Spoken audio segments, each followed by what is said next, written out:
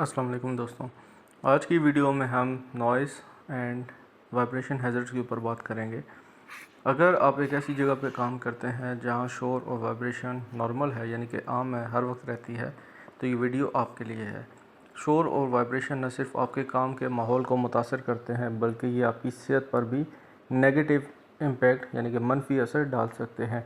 इस वीडियो में हम नॉइज़ और वाइब्रेशन के हैज़र्ड्स, उनका क्या अफेक्ट होता है और उनसे जो सेफ्टी प्रिकॉशंस हैं, उनसे बचाव के तरीक़ों पर बात करेंगे। सबसे पहले नॉइज़ हैज़र्ड्स के ऊपर बात करते हैं। इसकी डेफिनेशन आ जाएगी, अनवांटेड और excessive sound that can damage hearing and affect health when workers are exposed for long duration. Noise pollution से मुराद एक ऐसी नापसंदीदा या ज़रूरत से ज़्यादा आवाज़ है जो कि आपकी क़ुव्वत समात को नुकसान पहुँचा सकती है और आपकी सेहत को मुतासिर कर सकती है जब वर्कर्स ज़्यादा लंबे टाइम के लिए एक्सपोज्ड हो रहे हों। हैज़र्ड्स के ऊपर अगर हम बात करें, नॉइज़ से रिलेटेड जो हैज़र्ड्स हैं, इसमें हियरिंग लॉस टेम्परेरी और परमानेंट, जो आपकी क़ुव्वत समात है, जो सुनने की हिस्स है, वो ख़त्म हो सकती है आर्जी तौर पर या मुस्तकिल तौर पर। टिनिटस, रिंगिंग इन ईयर्स, यानी कि हर वक्त कानों में एक आवाज़ रहती है। स्ट्रेस, फैटीग एंड इरिटेबिलिटी, हर वक्त जो वर्कर है वो स्ट्रेस महसूस करता है, उसको थकावट रहती है या चिड़चिड़ापन रहता है। Reduce concentration and communication problem, accident, काम के ऊपर वो कंसंट्रेट नहीं कर सकता, कम्युनिकेशन के प्रॉब्लम भी हो सकते हैं जिसकी वजह से एक्सीडेंट हो जाते हैं। लॉन्ग टर्म एक्सपोजर में cause high blood pressure and other health issues, अगर ज़्यादा टाइम तक कोई भी शख्स उसको एक्सपोज हो रहा है नॉइज़ को, तो उसको ब्लड प्रेशर के इश्यूज़ या दीगर सेहत के मसाइल हो सकते हैं।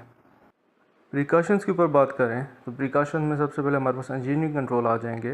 Install silencer, noise barrier and sound absorbing material, अगर कोई ऐसा इक्विपमेंट है जो साउंड प्रोड्यूस कर रहा है तो उसके साथ साइलेंसर लगाएं, कोई नॉइस बैरियर्स लगा दें या कुछ साउंड एब्जॉर्बिंग मटेरियल उस आसपास के एरिया में लगाएं।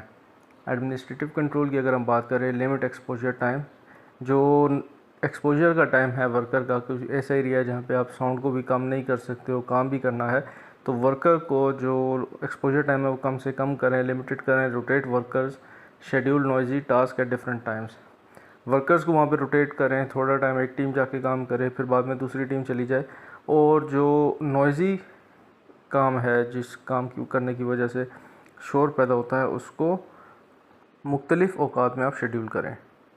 PPE, personal protective equipment use, air plug और एयर मफ, आप अपने PPEs का इस्तेमाल कर सकते हैं जिसमें आप एयर मफ या एयर प्लग का इस्तेमाल कर सकते हैं। मॉनिटरिंग करें रेगुलर नॉइस लेवल मेजरमेंट, जो नॉइस का एक लेवल है 85 डेसिबल, उससे ज़्यादा शोर नहीं होना चाहिए, इसको आप कंटिन्यूस मॉनिटर भी करते रहें। Health surveillance, conduct periodic hearing test, सेहत की निगरानी करते रहें, वक्फे वक्फे से जो समात के टेस्ट हैं वो करवाए जाने चाहिए।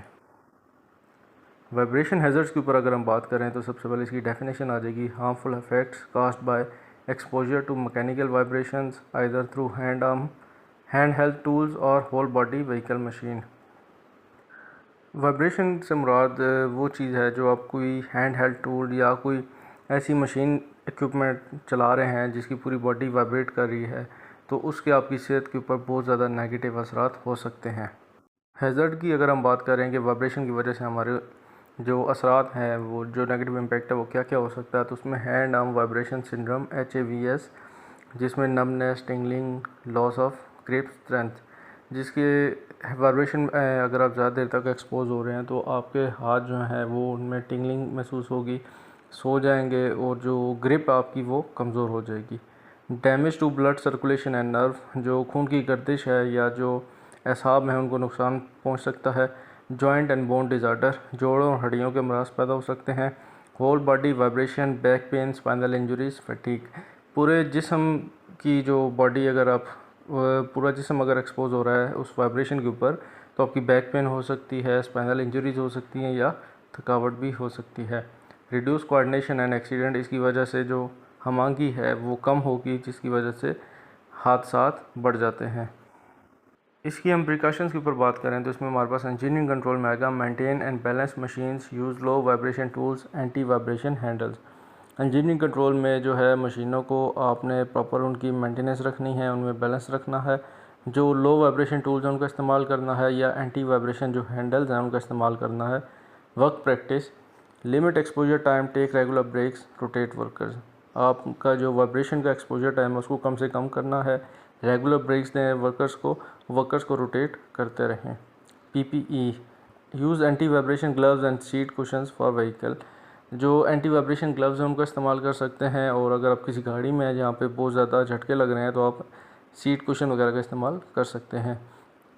Training, educate workers on safe tool use and recognising early symptoms. आप वर्कर्स को तरबियत दें उनको महफूज टूल इस्तेमाल करने की, और जो अर्ली सिम्टम्स हैं, अगर कोई उनको वाइब्रेशन की वजह से कोई चीज़ महसूस हो रही है, कुछ सिम्टम्स उनको आ रहे हैं, तो फ़ौरन उनको रिपोर्ट करनी चाहिए, यानी कि आपने वर्कर्स को ऐसा ट्रेन कर देना है।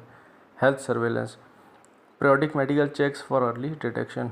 जल्द पता लगाने के लिए वक्तन फ़ौक्तन जो तिब्बी मुआयने हैं वर्कर्स के वो होने चाहिए।